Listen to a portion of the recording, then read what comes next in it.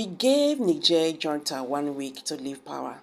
1 week passed and we haven't done anything. Baba Ahmed. Hakim Baba Ahmed, the spokesman of the Northern Elders Forum, has come out to say that sanctioning and threatening to use force against Niger military junta is only going to make things worse and not better, according to Baba Ahmed, who appeared in an interview on Channels Television tonight. Negotiations should take place between ECOWAS and the junta as the approach ECOWAS have taken in the past few weeks have not been successful. In his own words, has seen on Channels Television tonight, Nigeria should be trusted to initiate and sustain negotiations with the junta that took over power in Niger Republic and is holding Bazoum. We have to do this to see whether we can make headway rather than throwing threats around. Clearly, it hasn't worked.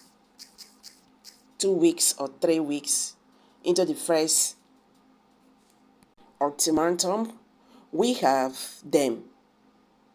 The first ultimatum was 1 week. 1 week came and passed. We did nothing. Nothing happened. They met again and said this time they are activating a standby force. We haven't seen any standby force. All it is doing is just making the situation worse, he has said. So guys, what's your take on this? Hakim Baba Ahmed, the spokesman of the Northern Elders Forum, has come out to say that sanctioning or threatening to use force against the Niger military junta is not going to give us good result. He said that will make everything worse. That is not the first thing to do. He said sanctioning them in the first place at that first time is a very big mistake of the ECOWAS. You understand? Things like this, you don't go with force. First of all, you approach them with dialogue. You talk. Then they talk, say, they know they use war, they make peace. But you go with love first. You understand? But for the ECOWAS, like using force at the first time, you don't harden these people's hearts. And he said, you see, all the sanctions and all that you people have been given and all that, did it change anything? No. You people have missed it. They don't do things like that. You know, say, the chairman of the ECOWAS is the Nigerian president, Bola Ahmed Tinubu.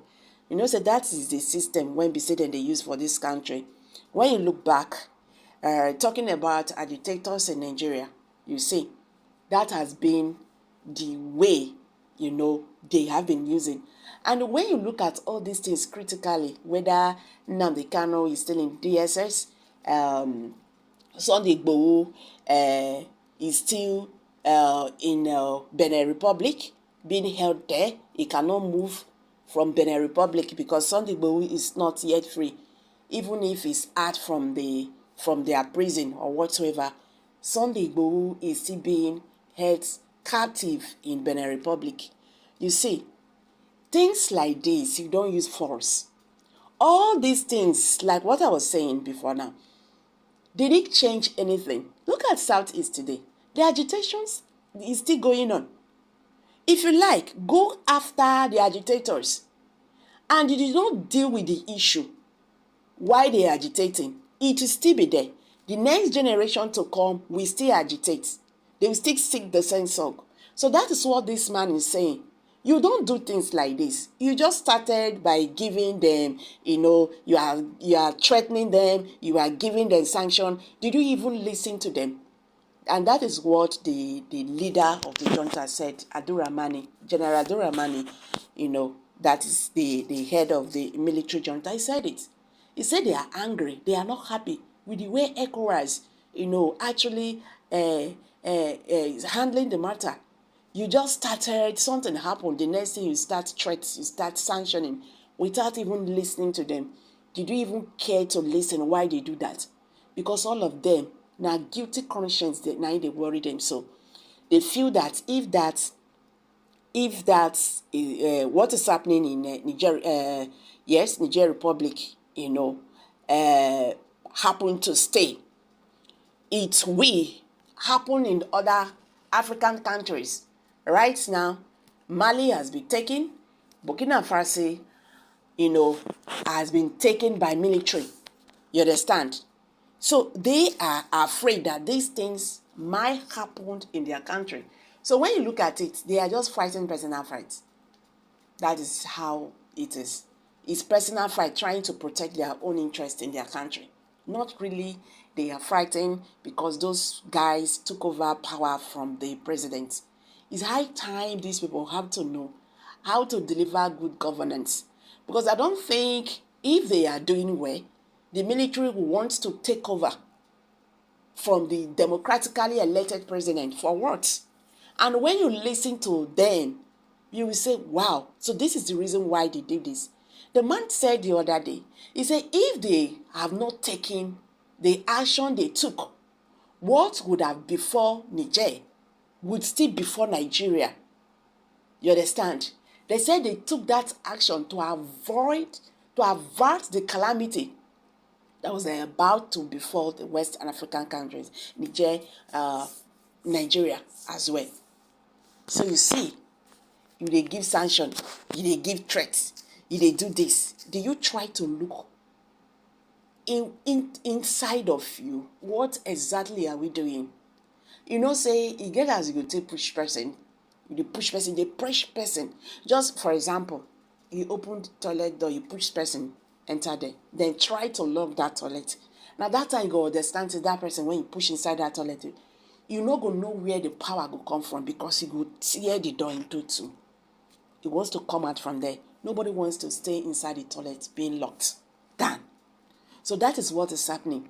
So what these people are doing, they're just trying to protect their interest in their country. Go to your house and put your house in order. You understand? We are lacking behind. The rate of poverty in West African countries is nothing to tell home about. These leaders and their family, they live like lords. Why the masses are the servants in their father's land. Their children don't even go to school in their own country. They go to school abroad. Once they are done with their education, they have already made job waiting for them.